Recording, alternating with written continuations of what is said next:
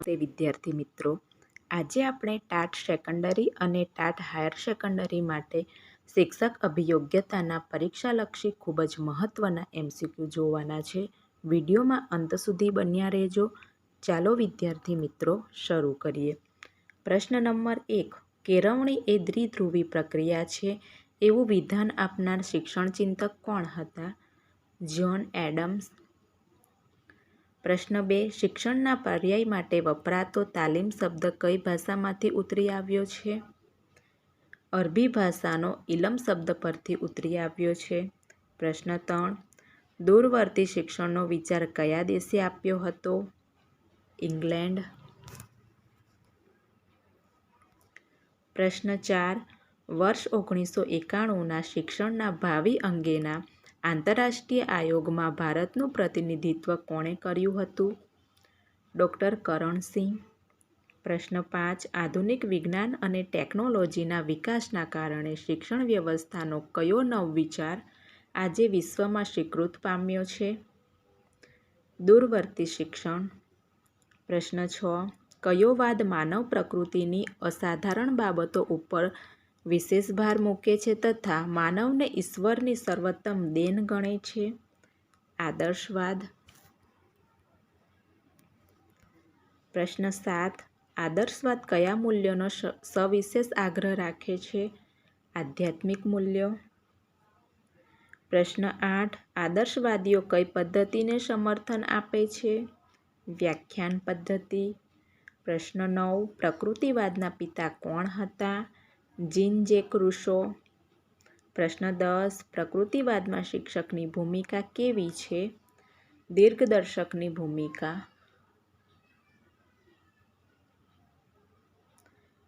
પ્રશ્ન 11. પ્રકૃતિવાદ મુજબ શિસ્ત કેવી હોવી જોઈએ?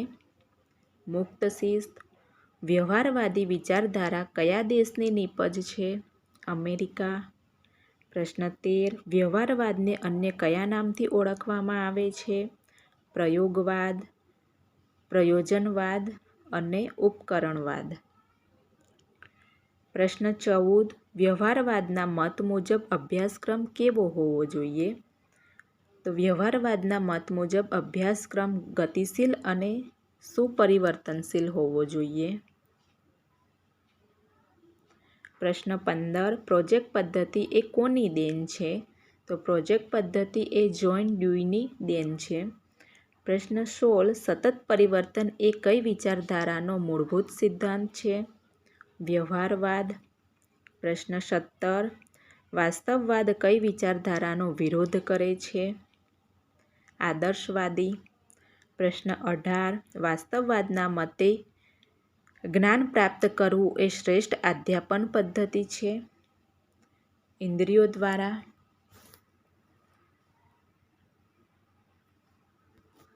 પ્રશ્ન 19.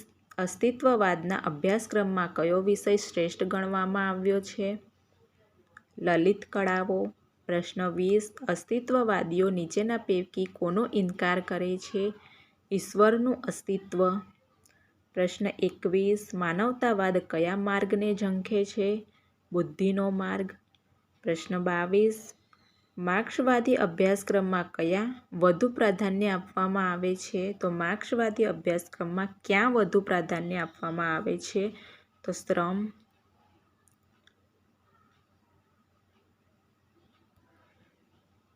કાર્લ માર્ક્સ રચિત ગ્રંથ કયો છે? દાસ કેપિટલ. વર્ગ વ્યવહારના વર્ગીકરણમાં કોનું નામ ખ્યાતિ પામેલ છે? નેટ ફ્લેન્ડર્સ. સમોવડીયા એટલે શું? સમોવડીયા એટલે કે સમાન ઉંમર ધરાવતા વિદ્યાર્થીઓ, સમાન શારીરિક વિકાસ ધરાવતા વિદ્યાર્થીઓ અને સમાન માનસિક વિકાસ ધરાવતા વિદ્યાર્થીઓ. પ્રશ્ન 26. શિક્ષણ વ્યવહારનો નાનો ભાગ એટલે કે વર્ગ વ્યવહાર. પ્રશ્ન નંબર 27. વર્ગખંડમાં થતી 3 પ્રકારની આંતરક્રિયામાં શેનો સમાવેશ થતો નથી? શિક્ષક સામગ્રી વ્યવહારનો. નીચેનામાંથી કયો ઘટક શિક્ષકની પ્રત્યક્ષ અસરનો નથી? વિચારનો સ્વીકાર. શિક્ષક વર્ગ શિક્ષણ દરમિયાન હેતુપૂર્વક વિરામ કરે તેને શું કહેવાય? શાંતિ કે મૂંઝવણની સ્થિતિ.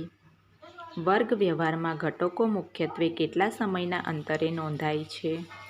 3 સેકન્ડ. વર્ગ વ્યવહારનું વિશ્લેષણ કરવાનો ઘટકોના સેટ આપનાર વિદ્વાન કોણ હતા? R.F. બેઇલ્સ. વર્ગ વ્યવહાર ઘટકોમાં કોનો સમાવેશ પરોક્ષ ઘટકમાં થાય છે? પ્રોત્સાહન. કેળવણી ક્ષેત્રે ક્રિયાત્મક સંશોધનનો વિચાર સૌપ્રથમ કોણે આપ્યો? Stephen core. ક્રિયાત્મક સંશોધનને કેળવણી ક્ષેત્રની નાની સિંચાઈ યોજના તરીકે કોણે ઓળખાવી છે?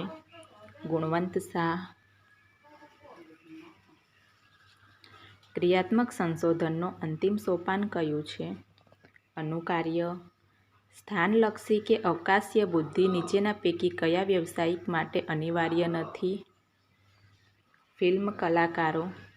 ભારતમાં સૌપ્રથમ બંગાળી ભાષામાં બુદ્ધિ કસોટી કોણે રચી? મહાલનબિસે. ઇન્ડિયન સાયકોલોજિસ્ટ એસોસિએશનની સ્થાપના કયા વર્ષમાં કરવામાં આવી? 1924.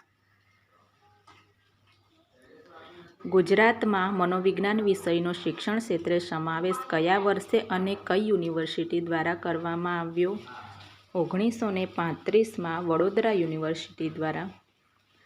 મનોવિજ્ઞાન સાયકોલોજી શબ્દ એ કઈ ભાષામાંથી ઉતરી આવ્યો છે? ગ્રીક. મનોવિજ્ઞાનના ક્ષેત્રમાં સૌપ્રથમ પ્રયોગશાળા કોણે અને ક્યાં સ્થાપી? વિલ્હેમ વોન્ડ, જર્મનીમાં. મનોવિજ્ઞાન એ કયા વિષયમાંથી ઉદ્ભવેલો વિષય છે? તત્વજ્ઞાનમાંથી. ભારતમાં મનોવિજ્ઞાન ક્ષેત્રમાં સૌપ્રથમ પ્રયોગશાળા કયા વર્ષમાં સ્થાપવામાં આવી? 1905. બેન્જામિન બ્લૂમ કયા દેશના વતની હતા? અમેરિકા. નીચેના પૈકી કયો વાદ વિદ્યાર્થીઓના ગતિશીલ અને લચીલા મનના વિકાસનું સૂચન કરે છે? વ્યવહારવાદ. મન શરીરના સંબંધ અંગેના પ્રયોગ અને સિદ્ધાંતોમાં નીચેના પૈકી કયા વૈજ્ઞાનિકે ફાળો આપેલ નથી? મ્યુલર. કોઈ વ્યક્તિ પોતાની પ્રતિષ્ઠા જાળવવા માટે પોતાની ખામીઓનો દોષ બીજા પર ઢોળી દે છે તે કઈ બચાવ પ્રવૃત્તિ કહી શકાય? પ્રક્ષેપણ. એરિસ્ટોટલના મતે કેળવણી એટલે શું? તંદુરસ્ત શરીરમાં તંદુરસ્ત મનનું ઘડતર. ચિમ્પાન્જી ઉપર સમસ્યા ઉકેલના પ્રયોગો કોણે કર્યા હતા? કોહલર. બોધાત્મક વિકાસનો સિદ્ધાંત કયા મનોવૈજ્ઞાનિકે આપ્યો છે? જીન પિયાજે. પ્રશ્ન નંબર 51. નીચેનામાંથી કોણ વર્ગ વ્યવહાર પૃથ્થકરણ સાથે સંકળાયેલું છે? નેડ ફ્લેન્ડર્સ. શીલગુણ સિદ્ધાંત કોણે આપ્યો? G.W. ઓલપાર્ડ. વિલિયમ જેમ્સ અને ડ્યુઈ જેવા વૈજ્ઞાનિકોએ વિજ્ઞાનના કયા ક્ષેત્રમાં અગત્યનો ફાળો આપ્યો હતો? કાર્યવાદ. FACTમાં કુલ કેટલી કસોટીઓ છે? 20. સળંગ પ્રકારની બુદ્ધિ કસોટી કોણે વિકસાવી હતી? ડૉ. કે.જી. દેસાઈ અને ડૉ. ચંપાબહેન ભટ્ટ. નીચેનામાંથી કોના દ્વારા વિદ્યાર્થીઓમાં અંધશ્રદ્ધા કે ભયની લાગણી દૂર કરી શકાય છે? કારક અભિસંધાનથી. બે લક્ષ્યો પ્રત્યે સમાન આકર્ષણ હોય અને બેમાંથી એક જ મેળવી શકાય તેમ હોય એ સંઘર્ષ કયા નામે ઓળખાય છે? અભિગમન વિગમન સંઘર્ષ.